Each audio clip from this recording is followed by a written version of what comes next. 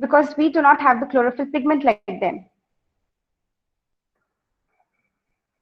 Okay, so all of you know that we all need food to live, and we cannot prepare our own food like the plants, because plants have the chlorophyll pigment and we do not have the chlorophyll pigment. Okay, so do you know why do we need food? Can anyone tell me why do we need I food? can. Yeah. Ma'am, to get energy. Ma'am, we need Ma'am, we we need food. give our body We need energy. food to live. One In by our one. body. Please tell me the answer one by one. Repair damaged cells. Ma'am, we need food. Repair damaged cells. Ma'am, we need food because it helps in giving our body energy. It can Very good. Repair damaged cells. Ma'am, damage cells. You all also answer one by one. Damaged tissues. When we are All right, all right. ill, it gives, when we are hurt or ill, it protects us from diseases. Okay, it protects us from diseases. So we need food because the food contains various types of nutrients, okay? And these nutrients help for the growth, activity, repair, and it also protects our body from various types of diseases. Clear? Next slide.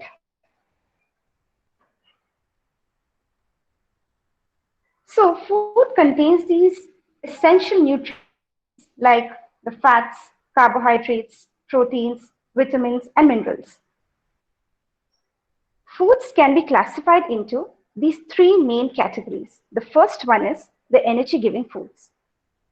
Energy-giving foods are the foods that provide our body with energy. Okay, they supply our body with energy. And carbohydrates and fats are these types of foods. Now, carbohydrate supplies our body with energy and we can use that energy for our day-to-day activities. But what about the fats? They are a storage form of energy. We cannot use it instantly. Okay, fats are stored in our body. We can produce energy from it after a long time. Okay, as you have read in the digestive, carbohydrates are digested in the mouth because they are very simple nutrients.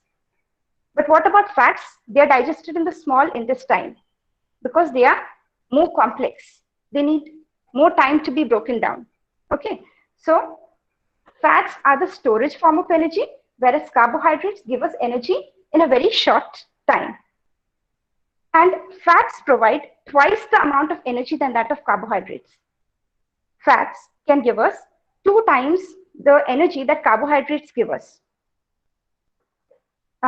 So can we rely on fats for our energy needs? Can anyone tell me? Can we rely on fats for our energy needs? Can we only depend on fats for our energy needs? No, ma'am. We cannot. Ma'am, we need ma'am for energy. Ma'am, for energy, we will need to. Ma'am, for energy, we will need to depend on fats and carbs.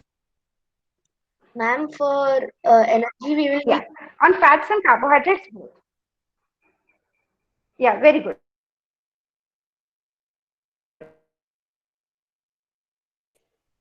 To supply our body with energy, but because fats are broken down very slowly, okay, so they cannot satisfy our energy needs. Therefore, we need more amount of carbohydrates in our diet than the fats. Okay, now we'll go to the next group, that is bodybuilding foods. Bodybuilding foods help in growth of our body. They help to build our muscles. They help in increasing the height and weight of our body. They help in the internal growth of our body. Okay. They also help in repair of the damaged cells and tissues of our body. So, bodybuilding foods can help in growth and repair of our body. It also helps in, maintaining the structure and function of the various tissues and organs of our body so that our body can function properly. Proteins are bodybuilding foods. All right. Then the next group is that of protective foods. Now, protective foods, what do? They protect our body against diseases. They help us to fight against diseases. They keep our immune system strong. Okay. So suppose we are now sitting in a place and there are like many types of microorganisms around us. There are many types of microbes which we cannot see, which can only be seen under a microscope. But are we affected by all these microorganisms? No, we are not affected by these microorganisms because we have a strong immune system. They're protecting us against the disease-causing microorganisms. All right, so protective foods, we should eat more protective foods so that we can remain healthy. And vitamins and minerals are protective foods.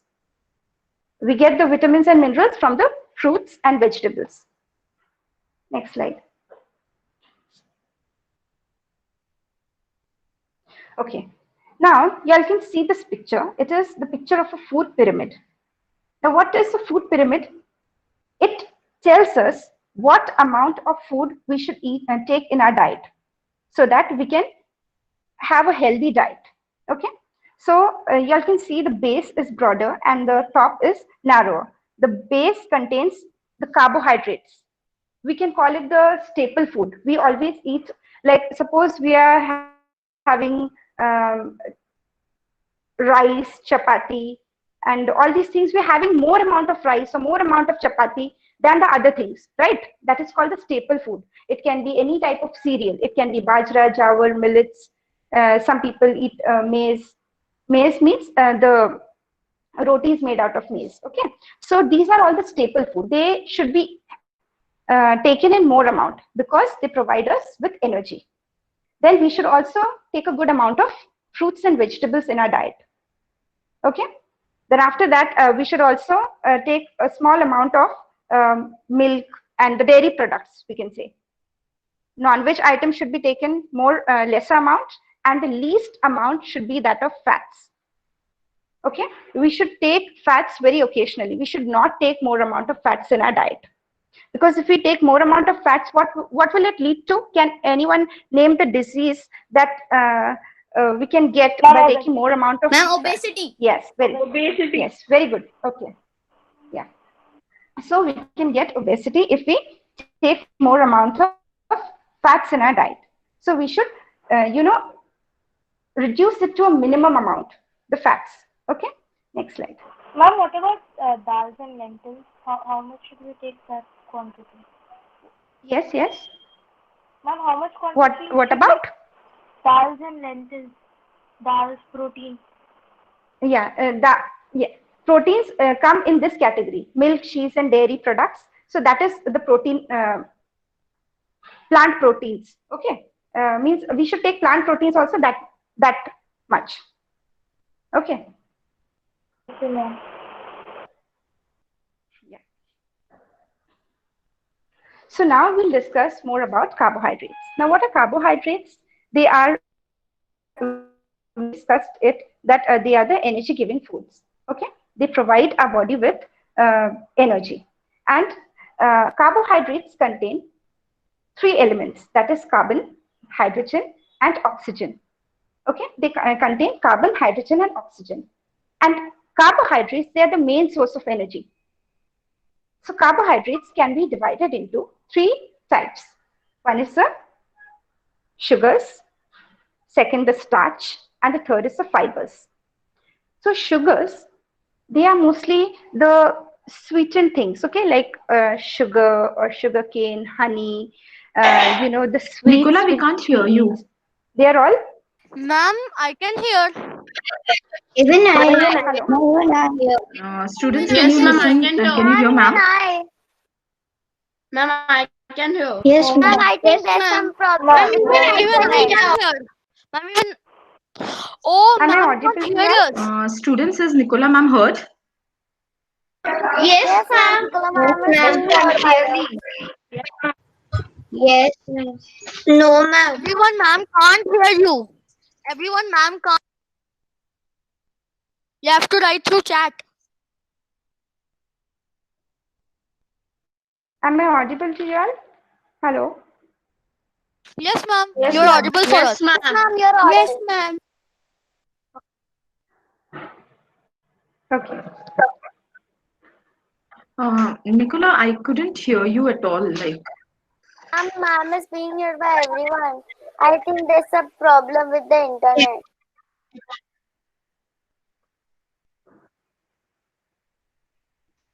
okay, fine. You can start, Nicola. Yeah. So sugars are present in the sweetened foods, okay, like the sugar, sugarcane, honey, and the sweets that you consume. So they are all sugars. And the fruits mainly. The fruits also have, the fruits are also sweet. So they are all coming under sugars. What are the starch? Starches are, they are a stored form, okay, like plants, excess of glucose, they are storing it as starch. Okay, so that is a starch. Even animals, excess of glucose, they store it as glycogen. So that is also a starch. So you can basically say that it is a more complex form than sugars, and it is a storable form, which is stored in the body. Okay, it is not easily broken down. Then the next one is that of fibers. What are fibers? They help in the digestion of the food. They help in proper digestion of food. So fibers are also carbohydrates. Now, on the chemical groupings, we can categorize carbohydrates into three main types. The first one is monosaccharides. Monosaccharides means it is having a single sugar unit. Oligosaccharides are having from 2 to 10 sugar units, means more than 2 and less than 10 sugar units. Okay, and polysaccharides are having more than 10 sugar units. We'll discuss it in the next slide. Ma'am, next slide, please. Okay, so you can see the monosaccharides, they're having this single sugar unit. Examples of monosaccharides are glucose. You'll have eaten that glucose powder. Yes, ma'am. Hello, am I audible? Yeah. So that is glucose. Okay, glucose is the simplest form of the carbohydrates. Then fructose. Fructose is found in the fruits. We consume fruits. Fructose is a monosaccharide which is found in the fruits. Galactose is found in the dairy products. Okay. And disaccharides, what do they? They have two sugar molecules. Two sugar molecules are bonded to each other. So maltose, that is sucrose which is present in sugar. Maltose is present in the germinating grains and the germinating seeds, I can say. And lactose is present in the milk. So these are the disaccharides. These are some of the examples of disaccharides. Disaccharides means they're having two sugar units. Okay. Oligosaccharides are having more than 2 and less than 10 sugar units. And polysaccharides are having more than 10 sugar units. They are the most complex carbohydrates. And monosaccharides are the simplest carbohydrates. Polysaccharides can be starch, they can be glycogen, and they can be cellulose. Cellulose is found, or it makes up the cell wall of the plant cell. Okay, the cellulose makes up the cell wall of the plant cell. Okay, next slide.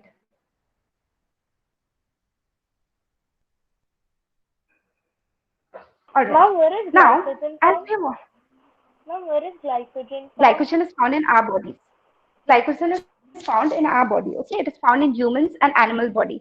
When more of glucose is formed, it is stored in the form of glycogen. Okay, as plants store more of glucose as starch, in the same way, animals and humans, they store more of glucose in the form of glycogen. Okay, ma'am. Yeah. Yeah. So now we'll discuss more about the starchy foods. Okay. Starch is mainly found in the cereals, that is the rice, the wheat, or we can say maida. Okay, that is the all-purpose flour, and oats, different types of like maize. It can be found millets, jawar, barley. It can be found in potatoes. So these are the starchy food items. Now, what we'll do, next slide.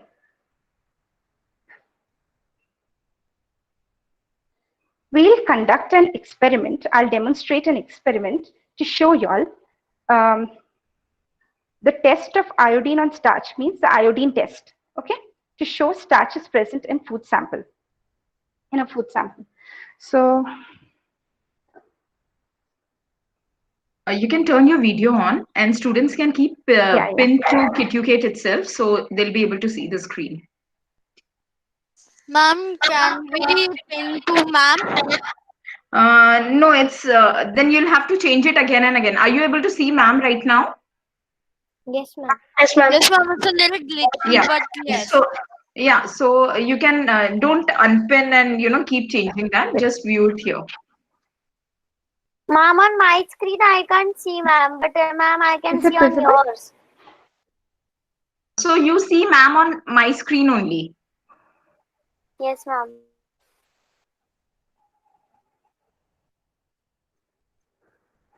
Okay. So what you have to do, this is iodine solution. Okay. This is a piece of potato. And this is some sugar. Is it visible to all of you? Yes, ma'am. Okay. So what we are supposed to do now, tell me what is the color of the iodine solution? Yellow. Yellowish brown. Yeah, it is a slight brownish yellow. Okay. Anyways, Ma'am, now orange what we'll do, yellow. we will add, yeah, orange is yellow. We will add 2 drops of iodine solution to the potato and 2 drops of iodine solution to the sugar. Can you all see what is the color of the potato? Ma'am, it's Brownish. Has it changed color? Ma'am, Yeah, it's blue black. brownish. What is Ma'am, I it can, is ma'am, blue I- black in color. Okay. oh. Ma'am, I can see that it is blackish brown. Yeah. Okay, that is, it is called a blue black color. What is the color? Has the color changed in case of sugar? Yes, ma'am. Ma'am, it's Yes, brownish. ma'am. Yes, ma'am. no, ma'am. Okay, it hasn't changed. Okay, it just looks like that, but it hasn't changed. Is this color? Nicola, can Is you this color the change same to this? can you change the direction of the camera? Like, can you change it orientation? Right now it is portrait. I think you change it to landscape. Is it audible now? Sorry, is it visible now? It is visible, but it's just covering a little portion on the screen. If you just turn it the other way, is it possible? Okay, I'll try.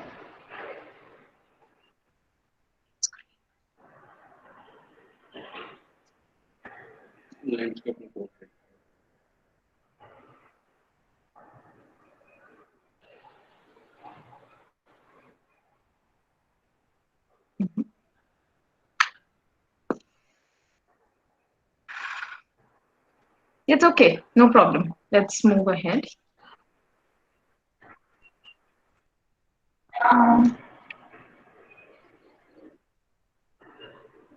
Yeah.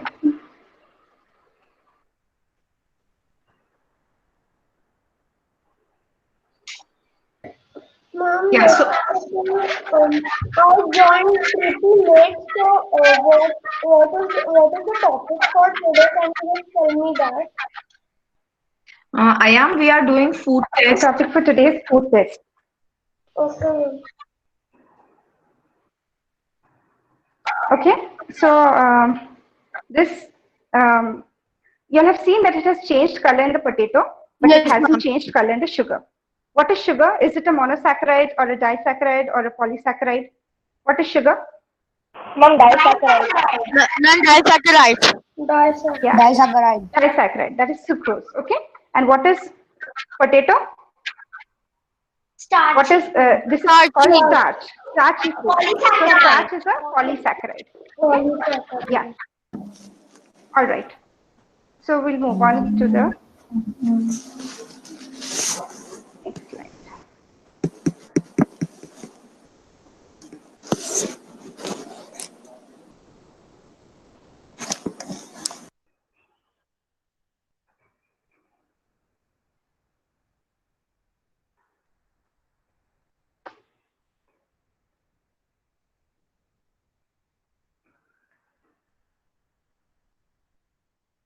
Okay.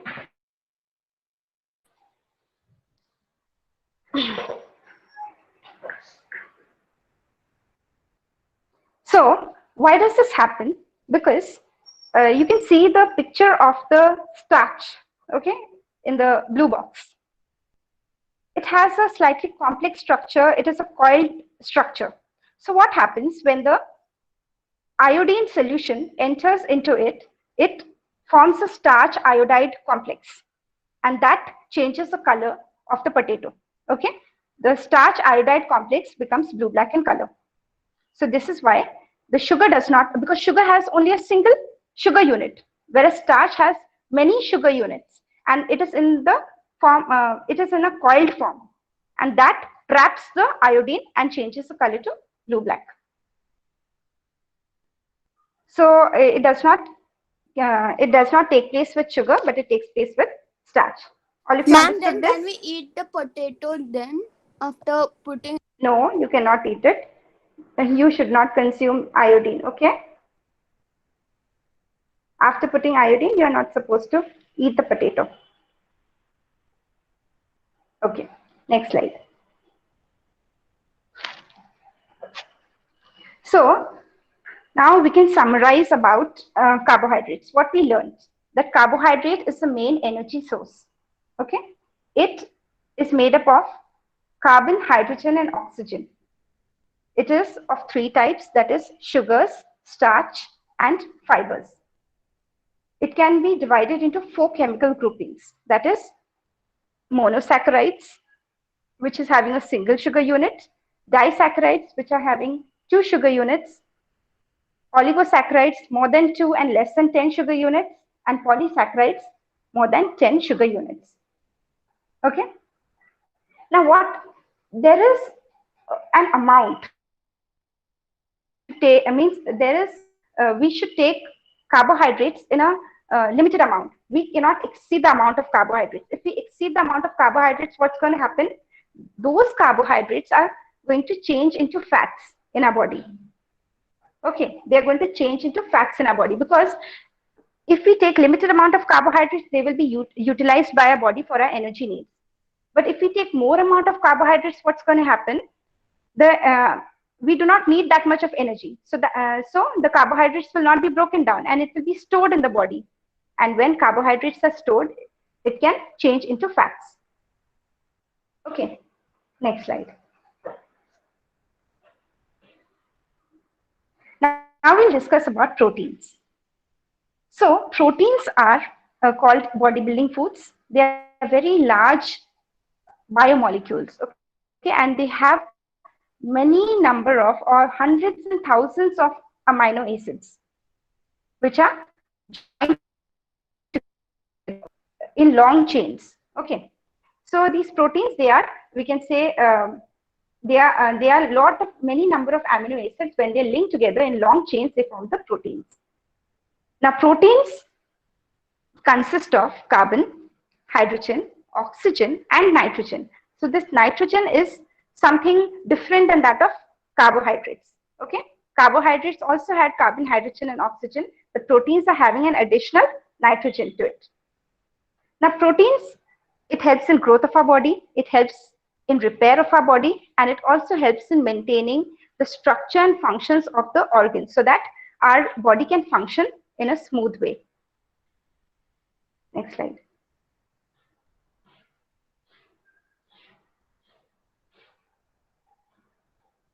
So take a look at these proteins. The first one is the primary structure of the proteins. What's happening? The protein is just folded. Okay, this is the minimum folding. Next comes the secondary structure. It is more folded. It is folded more number of times. Okay, so that is the secondary structure. That is more complex than the first structure. And the third one is slightly coiled. So it is called the tertiary structure. And the last one is the quaternary structure. Quaternary structure is it is supercoiled. Okay, so it is a very complex protein. And breaking down of these proteins are more difficult than breaking down of the primary structure of proteins. Okay, next slide, please.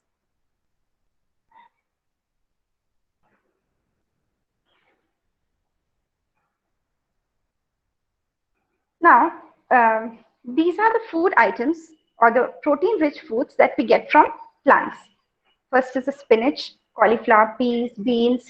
We can call the lentils, the pulses, the different types of dals, that is masoor dal, moong dal, okay, all these types of dals, all the different types of dals are also coming under proteins. They are the plant-rich proteins. The next one is protein-rich foods that we get from the animals. That is the fish, egg, meat, milk, the dairy products. They are all the protein-rich foods that we get from the animals.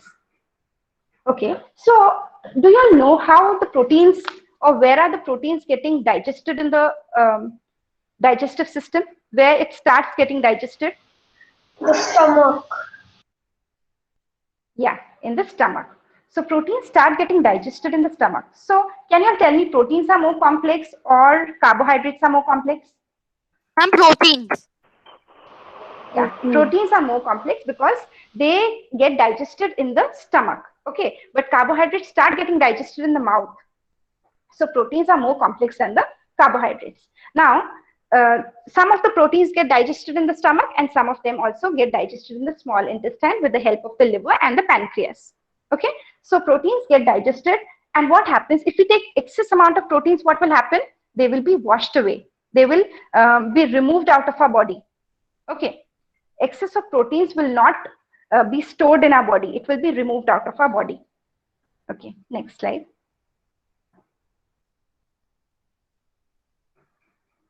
Okay, now I'll demonstrate an experiment to show you all the test for proteins. Okay, it is also called the Burette test.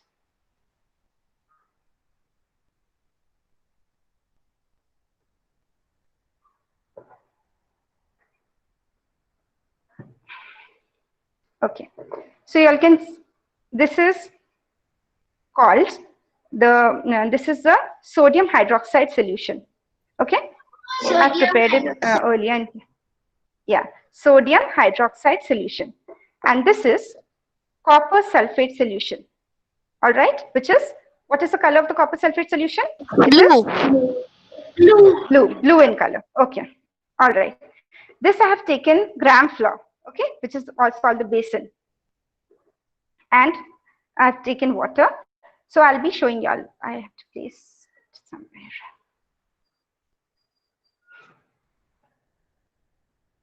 Okay, just give me a second.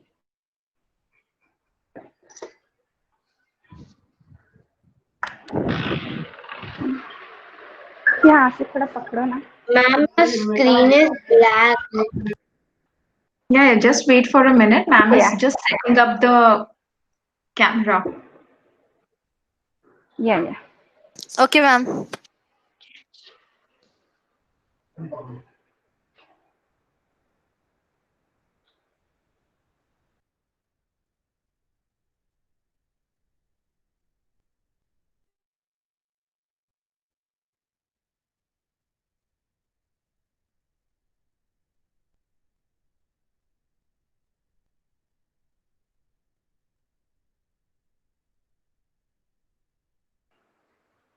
Y'all can see?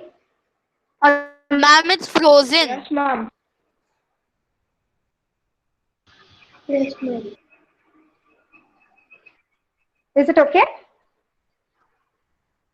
Yes, ma'am. Is it all right? Okay. Yes, ma'am. So I'll take a little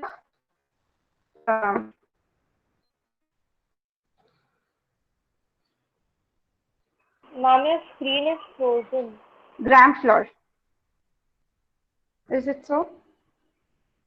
And ma'am, Is your it not voice is visible? also breaking. Yes, ma'am. Okay. Am I audible to you all? Yes, ma'am. Now is the screen okay? Yes, ma'am. Is the screen okay? Oh yeah. Okay. So I'll be taking little gram flour. Okay. And I'll be adding little water to it.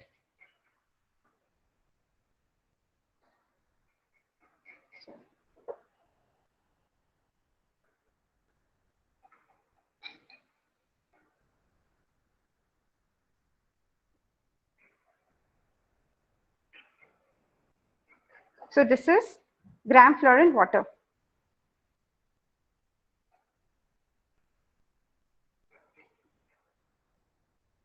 Okay, can you see it? Yes, ma'am. Yes, ma'am. Now, Yes, ma'am. now what I'll be doing, I'll be adding 2 drops of copper sulfate solution.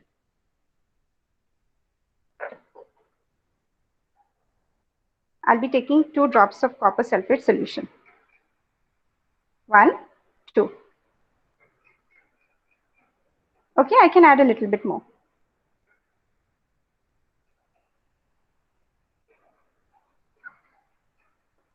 Okay, now what I am supposed to do,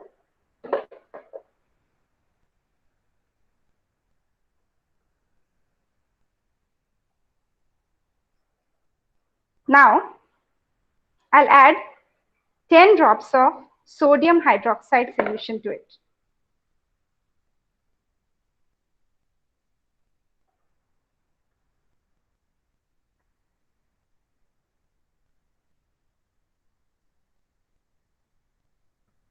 Okay.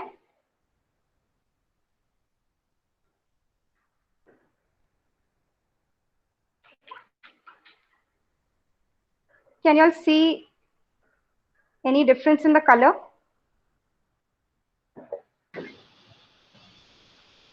Yes, ma'am. It's becoming violet. It's becoming That violet. that means it has protein in it. Yeah, that means it has protein in it. Is it visible to all of you? Yes, ma'am. It has become violet color. Okay, that means it has which nutrient? It has Proteins. which nutrient is present? Yeah, that means it has proteins. Anyways, just give me a second.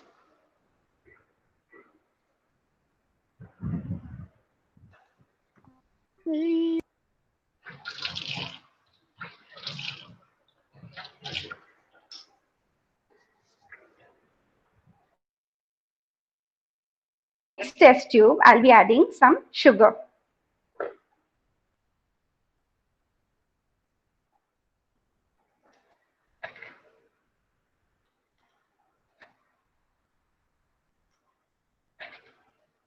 Ma'am, your screen is frozen. Is it okay now? Yes, ma'am. Is it okay? So I've added some sugar. Okay. Now, what I'll do, I'll add some water to it.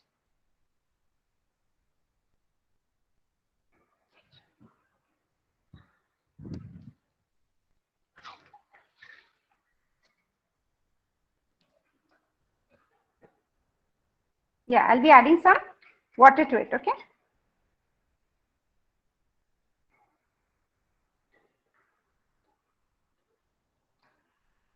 So it forms sugar solution.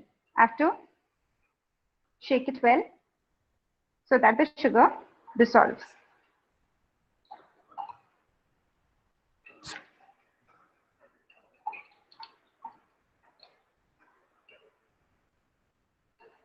Now in the same way, I have to add 2 drops of copper sulfate solution and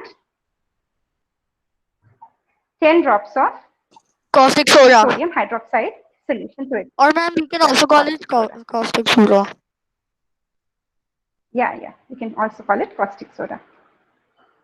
So we are supposed to add 2 drops of copper sulfate solution.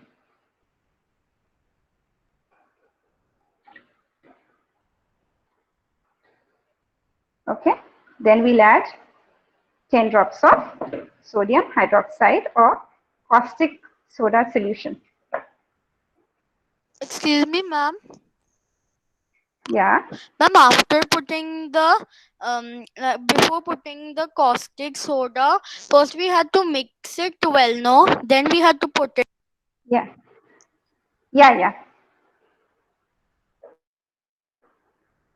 You have to mix the sugar well.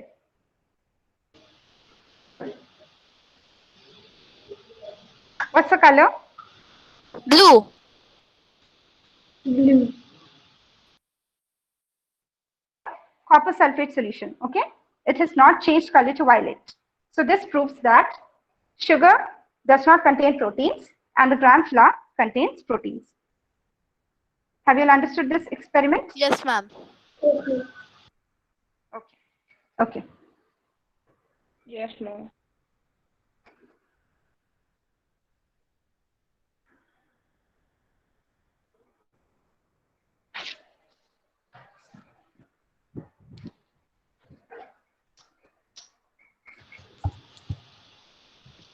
Yeah. Yeah, you can pin yourselves. Oh, you are already pinned to this. Now, why does this happen? Okay, you all can see the picture on the right hand side. What happens is that sodium hydroxide, it just helps to make the solution alkaline or basic in nature. And the copper sulfate, from the copper sulfate, the copper ion, it binds to 4 amino acids. It binds to 4 amino acids. The nitrogen, it binds to the nitrogen of the 4 amino acids. Okay? And what happens? It forms a complex. That complex changes the blue color of the copper sulfate solution to violet color. This is how the proteins are able to change into violet color. Means the copper sulfate solution is able to change into violet color because it forms this complex. Because of this complex only, the color change occurs here, which is not possible in case of sugar because sugars do not have the nitrogen. Okay, sugars do not have it, but the proteins have it. So this complex is formed, and this complex helps in changing the color of the copper sulfate from blue to violet. Is that clear to all of you? Yes, ma'am. Okay. Okay, next slide, please. Now we'll move on to fats. Now, what is fats? They are also energy-giving foods, but but they are the storage form of energy. Okay, they are used by the body. Suppose a person is fasting, a person is not taking any food. So what will happen? Some of the fats in his body will melt and provide energy to the body. Okay, so it is kind of a storage form of energy. It is not broken down very easily. It takes a long time to be broken down. Okay, and fats also contain carbon, hydrogen, and oxygen, like the carbohydrates. And what are the roles of fat in our body?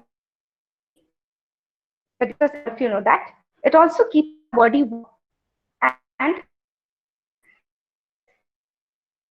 the vitamins from the food. It produces hormones in the body, which helps in regulating the body functions. It also protects various organs of our body.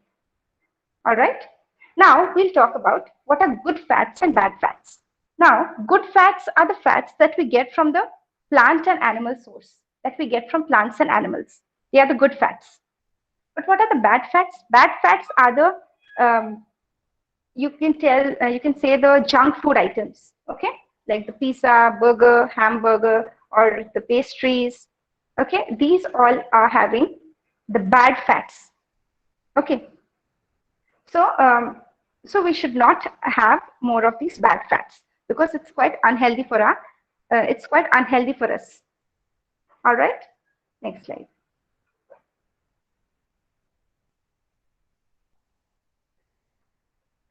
Now, fats can be categorized into two types. The first one is the saturated fats and the unsaturated fats. Look at the diagram of saturated fats. Look at the formula, the chemical formula. See, all the carbons are bonded by hydrogen atoms on both the sides. Okay, so it is saturated with the hydrogen atoms. So this is called saturated fats. And all the saturated fats are solids at room temperature, like butter, ghee. It can be cheese or the coconut oil. You can call it the cocoa butter. Okay, these are all saturated fats. What about the unsaturated fats? Some hydrogen atoms are bound to the carbon atoms. All the carbon atoms are not bound to hydrogen atoms on both the sides. There is some space left. So that is called unsaturated fats. And unsaturated fats are liquids at room temperature, like the vegetable oils that we use for cooking. Okay, and we can say the avocado, nuts. They are all also having this unsaturated fat. Okay, next slide, please. Okay, now what are the fat-rich foods? That is the fatty meats and fish, cheese, butter, ghee, oil. Okay, any type of oil, that is sunflower oil, coconut oil, mustard oil, all these types of oils, avocados, nuts. The chocolates are also having fats in them. So these are the fat-rich foods. And can you tell me, how do the fats get digested? Where do they get digested? Can anyone tell me where do fats get digested? In the small intestine. Yeah, they get digested in the small intestine because they are the most complex nutrient. So they start getting digested in the small intestine. Okay, and then excess, we should not consume excess of fats because then they will lead to obesity.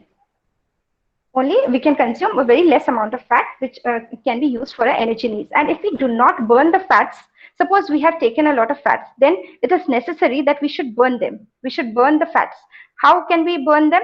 By exercising, by doing some heavy exercises, so that the fat the fat is burnt. Okay, and then it will not lead to any health problems. Next slide. Ma'am, also if we take excess fat, then it will stick to our stomach, so we feel stomach aches. Yeah, okay. So now I'll demonstrate an experiment to show you all the fat test. Okay.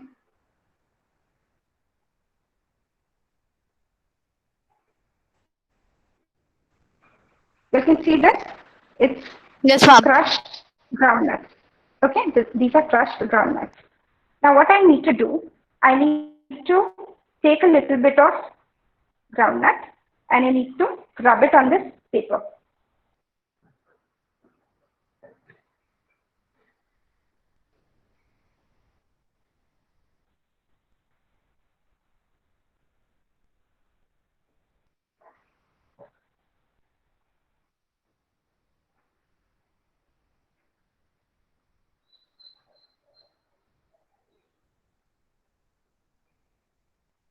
Is it visible? Yes, ma'am. Okay.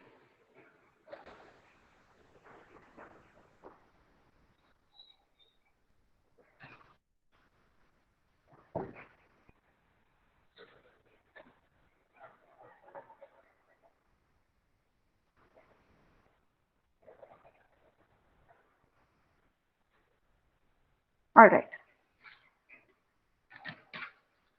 Is the paper visible to you all? Yes, ma'am. Ma'am, little patches are there. I should add it. Ma'am, little oily patches are there.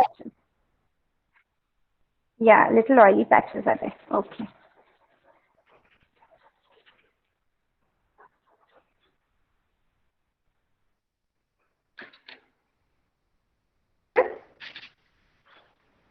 So what happens?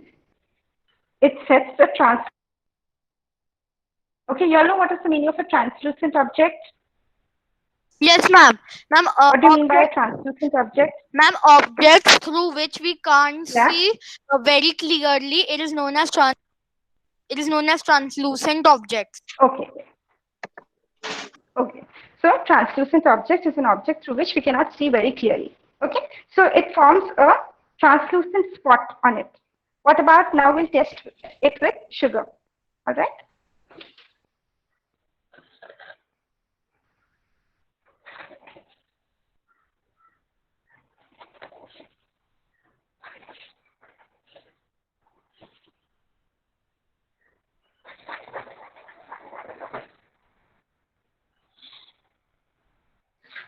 Is any spot visible? No, ma'am. No, ma'am. Not yet.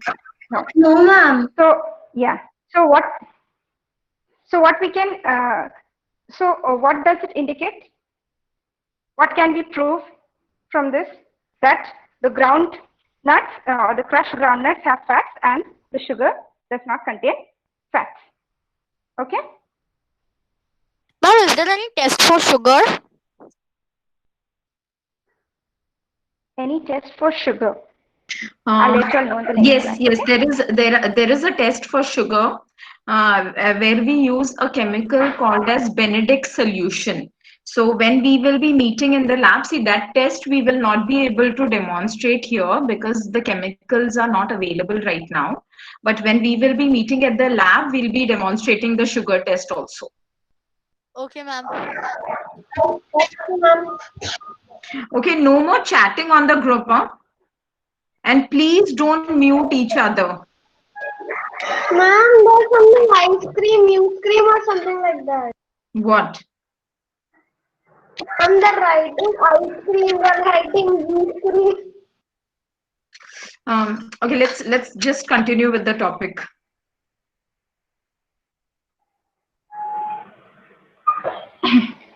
Okay, so why does this happen? We'll see. Okay, so if you put water on a piece of paper, then it gets evaporated. And so water is called volatile. Okay, it will get evaporated. But when a translucent spot is set on the paper, what happens? The fats are non-volatile. They do not get enough heat. They cannot absorb enough heat to vaporize out. They cannot vaporize out. Okay, so it sets a translucent spot. And it is translucent because it diffracts light. It does not allow the light to enter into it. So we cannot, see the images clearly. Okay, we can only see hazy or faint images. Next slide, please. Ma'am, what is a lipid? Ma'am, what is Lipid, volatile? yeah. Volatile means they can get vaporized, they can get evaporated. That is called a volatile substance. Anything which can get vaporized or evaporated, that is called a volatile substance. If you keep water in a bowl, then it will get evaporated, so it is volatile. Okay, something which evaporated, that is called volatile. But fats will not evaporate. Okay. Now lipids are also known as fats. Okay, lipids are also fats. It is another name for fats. All right. Okay, ma'am. Yeah. Next slide, please. Do you have any questions No, ma'am. No, ma'am. We asked. regarding this topic? Okay. Any questions?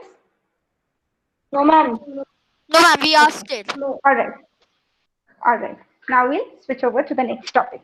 That is tropism. Now, tropism, have you heard about the term tropism before? Has anyone heard of the term tropism? Yes, ma'am. No. Okay. Who has heard it? Can you all tell me what is tropism? What you know about tropism? Ma'am, tropism is when person, for example, if I take roots like water, so they'll go under the ground just to find water, so they're tropic to that. Ma'am, once I was studying I it, want ma'am, to say something ma'am, of phototropism. The growth of the shoot towards the light is phototropism. For example, Okay, very good. sunflower. All right, very good. So you all know something about tropism, right? Ma'am, I was once studying, ma'am, so I was done with the term tropism, but I didn't read it full. I just remembered that it is some kind of a biological phenomena or something. Okay. All right, fine. Today we'll discuss more about tropism. Okay, next slide. So what is tropism? It is actually the directional growth of a plant or a plant part in response to an external stimulus. Okay, like we all know that all the living organisms, they respond to stimulus. Stimulus can be heat, it can be pain, it can be pressure, it can be light, it can be water, it can be anything, any external stimulus. Okay, all the living organisms respond to external stimulus. Now, even plants do respond to them. Plants respond to stimulus like light, water, chemicals, gravity, and so on. So plants will grow in the direction of the stimulus or away from the stimulus. So that is called In a the tropism. direction. It can grow either in the direction or away from the direction. Okay, it can grow in any way. So that is called tropism. Okay, it is the directional growth of a plant or a plant part in response to the stimulus. It can go, either grow towards the stimulus or away from the stimulus. Got it? Next slide. So we'll discuss about the types of tropisms. The first one is phototropism. In phototropism, what will be the stimulus? Can anyone tell me? What will be the stimulus in case of phototropism? The sunlight. Light. Light. It is not only sunlight, it is light. Okay, so light is the stimulus, and the directional growth of the plant either towards the light or away from the light is known as phototropism. In the same way, geotropism, geo means the earth, and geo also refers to gravity. Okay, so if a plant part or a plant moves towards gravity or away from gravity, that is called geotropism. In the same way, thigmotropism. Thigmo means touch. When there is a directional movement of a plant or directional growth of the plant, we can say, in response to touch. Okay, that is called thigmotropism. Hydro means water. Phototropism. Phototropism means if the directional growth of the plant in response to light is known as phototropism. Okay. If it will move in the direction or away from the direction of light, that is phototropism. That type of a growth of the plant is known as phototropism. Ma'am, means if the plant moves in the right, so the light is also going to the right? Yeah. It will vary according to where the light is, there the plant will, I'll discuss all that. Okay. Just now you all need to understand what are the stimulus, how does the plant react. The plant can react in both ways. It can either go towards the stimulus or it can go away from the stimulus. All right. Hydrotropism is the directional growth of the plant in response to water. Chemotropism is the directional growth of the plant or the plant part in response to any type of chemical. And thermotropism is the directional growth of the plant in response to heat. Thermo means heat. So phototropism, what was chemotropism? Chemo means chemicals. Okay, the response of the plant or the directional growth of the plant in response to the chemicals, that is known as chemotropism. Okay, so yeah, will you all tell me? I'll ask you all what is phototropism in response to? Light. Stimulus. Light. Geotropism? Earth. What is the stimulus? Not earth. It is, tell me the exact term. Gravity. Gravity, yes. Thigmotropism? Touch. Touch, very good. Hydrotropism? Water. Chemotropism? Chemicals. Chemical. And thermotropism? Heat. Ma'am, almost every of them, its first one before tropism, it shows its meaning, ma'am. Yeah. So there are these three main types of tropism. That is phototropism, geotropism, and thigmotropism. These are the three major types of tropisms. And tropisms, a tropism can be positive tropism or it can be negative tropism. If the growth of the plant is towards the stimulus, it is called positive tropism. If the growth of the plant is away from the stimulus, it is called negative tropism. Okay, we'll discuss later. Next slide. So we're going to learn about these types of tropisms. These 6 types of tropisms we're going to cover. Next slide.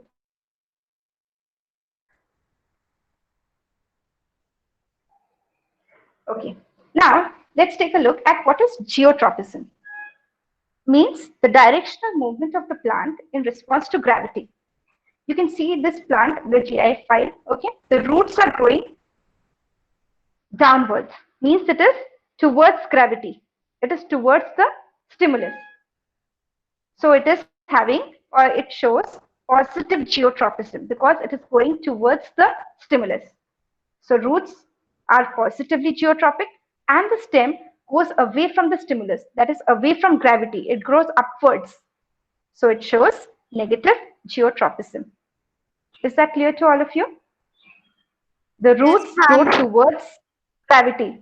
It is growing downwards. It is growing towards gravity. So it shows positive geotropism.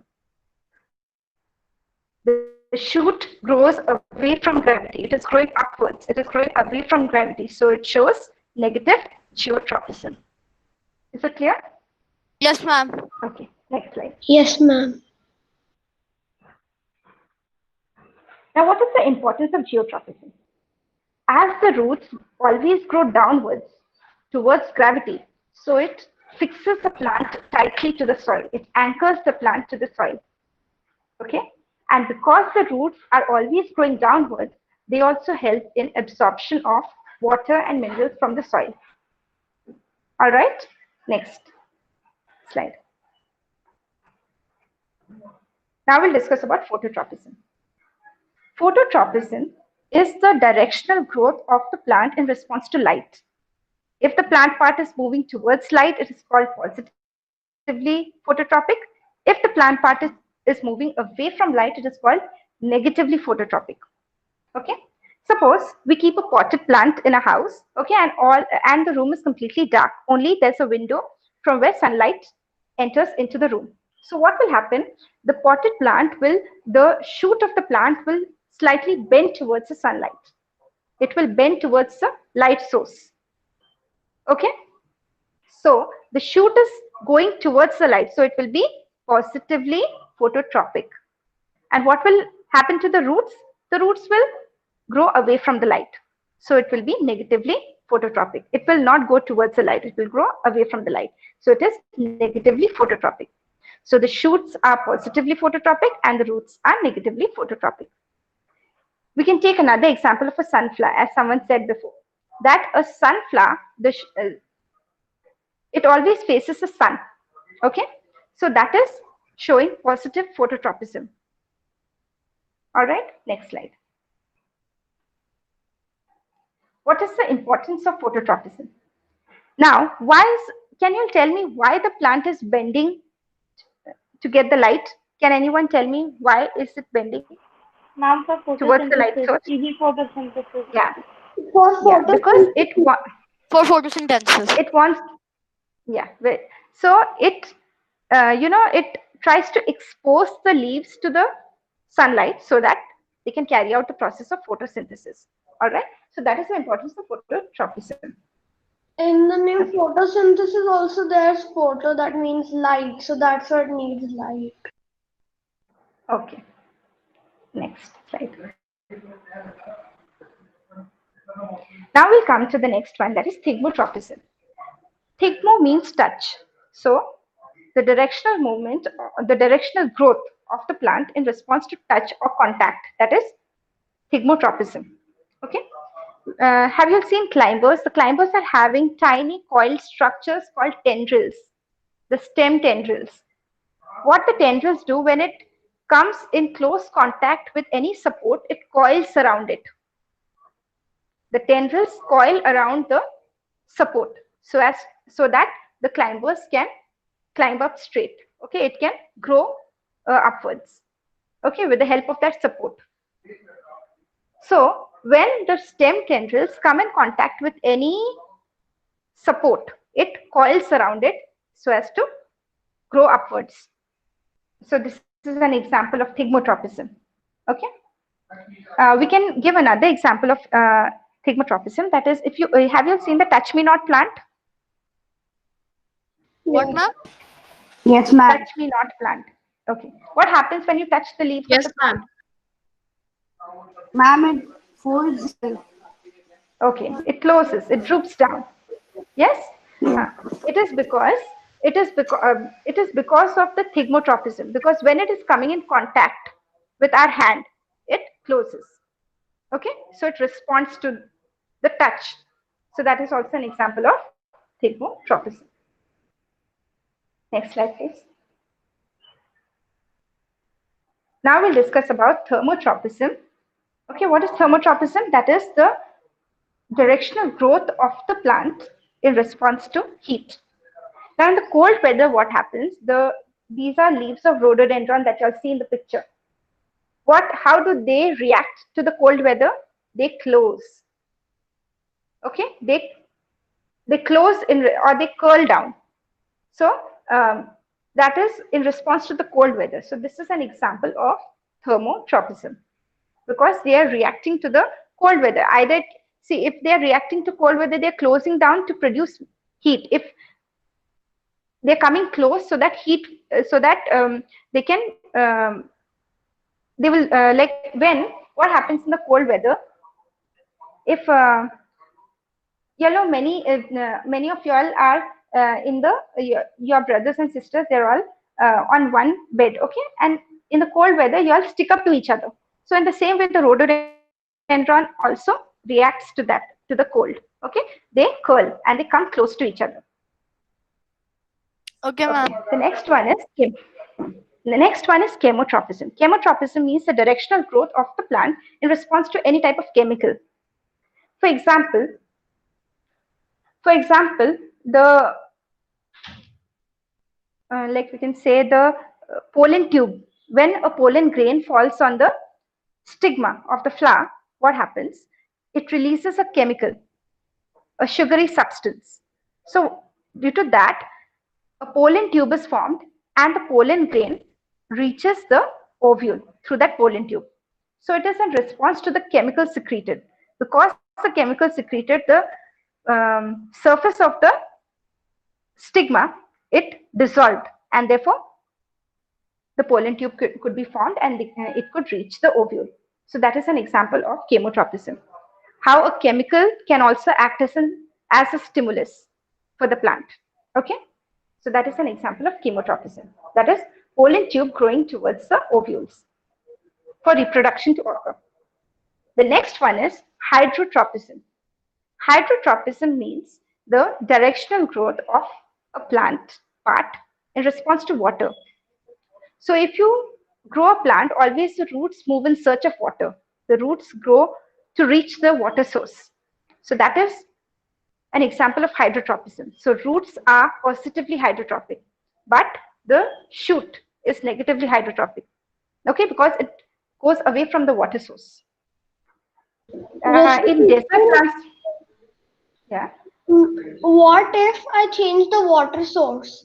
I change the position of the water source. I keep it somewhere else. Yeah. So the roots will start going that way, right? Yeah, that is called hydrotropism. If you keep it somewhere laterally, somewhere suppose you are planting a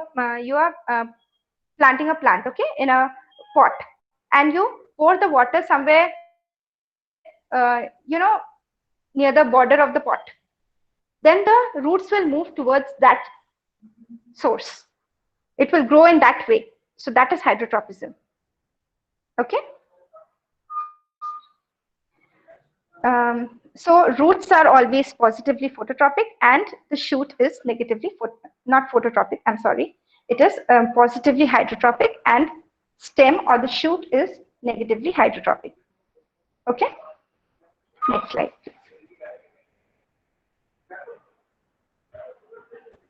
Okay, you all can view how phototropism and geotropism takes place in the GI files in the next slides.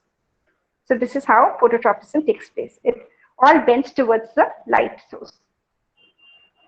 The stem bends towards the light. Okay, in the next, you all can see that how the roots are growing downwards means they are positively geotropic and the shoots are always growing upwards against the gravity, that is negatively geotropic. All right, next slide. We'll be showing them a small video for hydrotropism.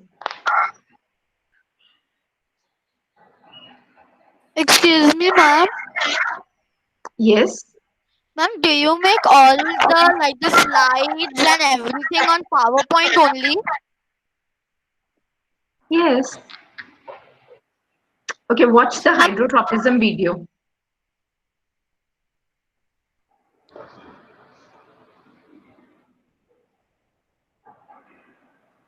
You're able to see the screen? yes, ma'am. Yes, ma'am.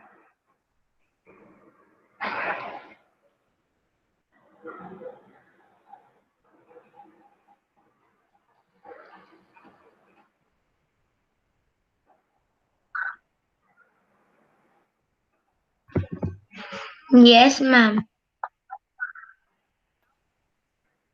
Ma'am, I can't see the video.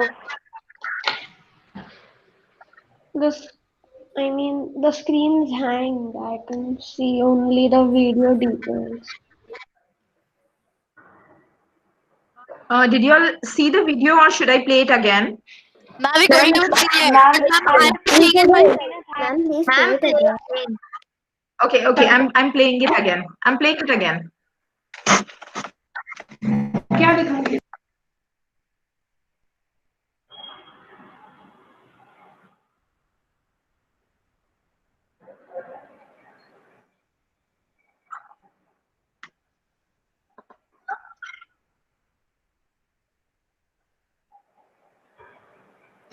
Excuse me, ma'am. We cannot see. We can just see some white strips coming down out of that. We can just see that.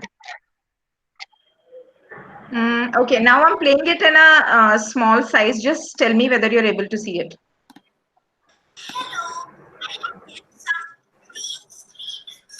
Ma'am, I can hear it but can't see it. Ma'am, we can hear it but can't see it. Actually, that's me. Share this down. Now tell me. Now tell me. Hydrotropism. Yes, ma'am. Now we can see. Okay. I'm just playing it from the beginning. I have kept some bean seeds for sprouting, in which I observed hydrotropism. So here are my seeds, and in this vessel I have filled water and kept the seeds on top like this. Now on the next day when I observed it, I could see that the roots are coming out at the bottom. It feels really really fun to feel, and all the roots are growing towards the direction of water. Did you all see how hydrotropism works? You can try this activity by yourself at home. Yes, ma'am. I've done it once. Like on last month. So we have to take some sprouted seeds and keep it in a vessel.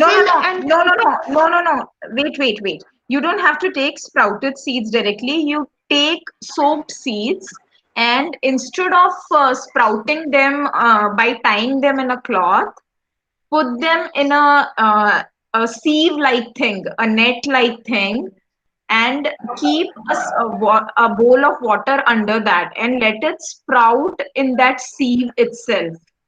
And then you will observe that because there is water underneath, when you see the seeds from the top, you will see that you can't see the sprouts. But when you see underneath, everything is grown towards the direction of the water. Ma'am, I have another question. If Okay, ma'am. I cover all the holes, then what will the roots do? Ayam, why don't you try this and let us know? Okay.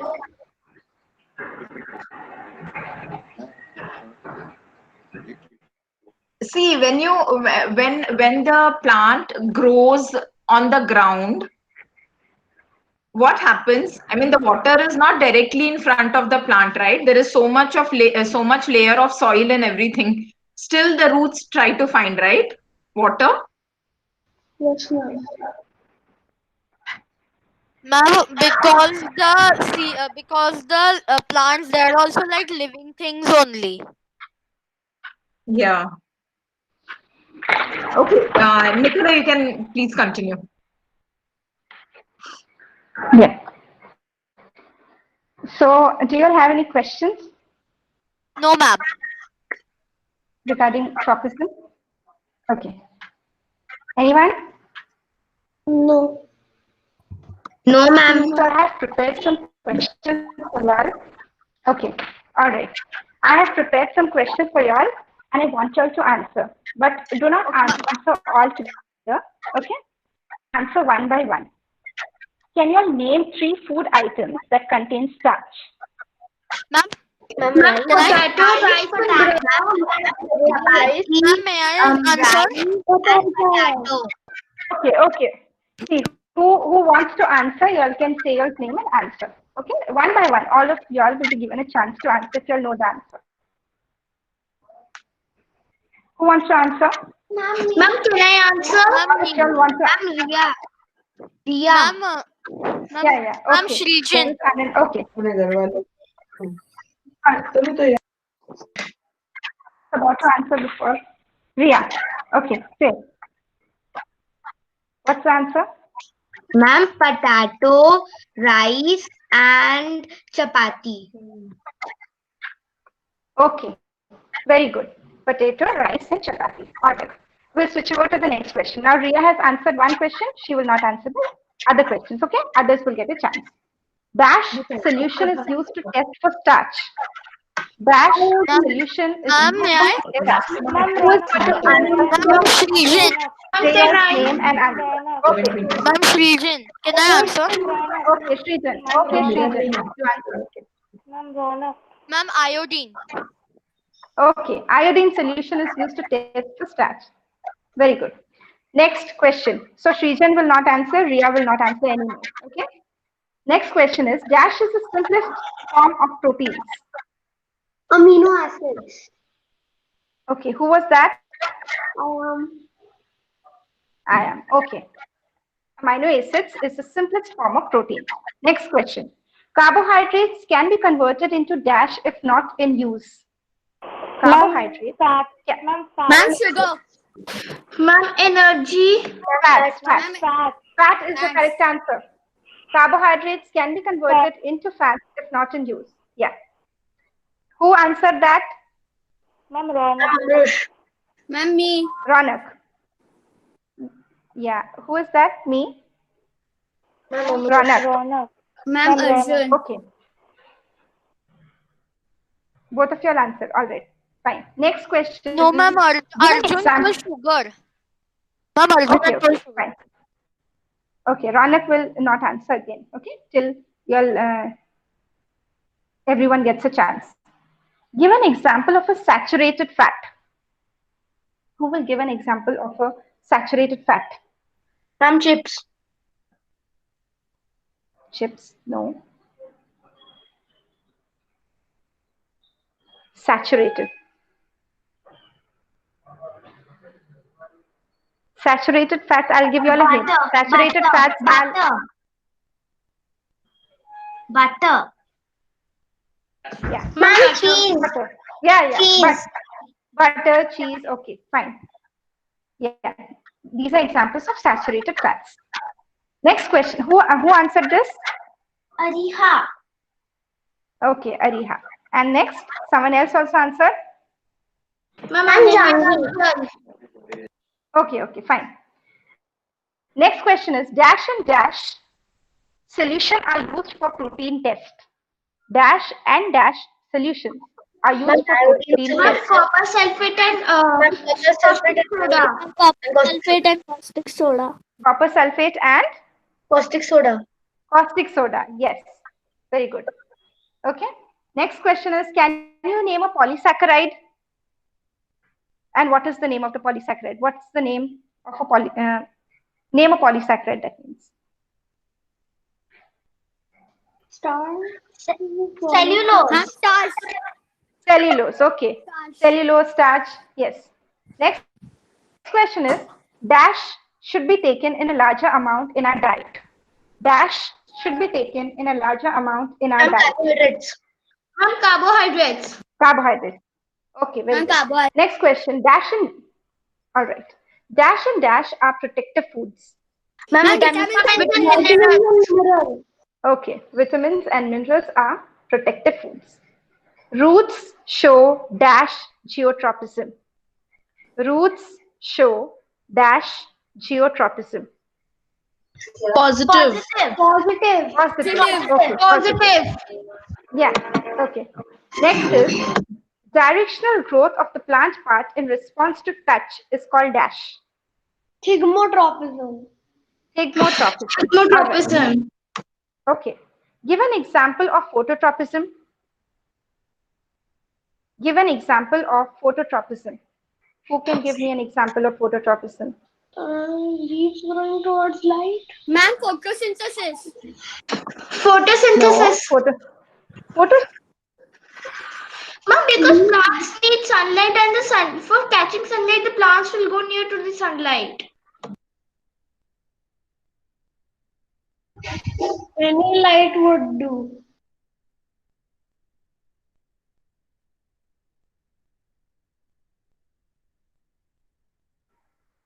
The sunflower.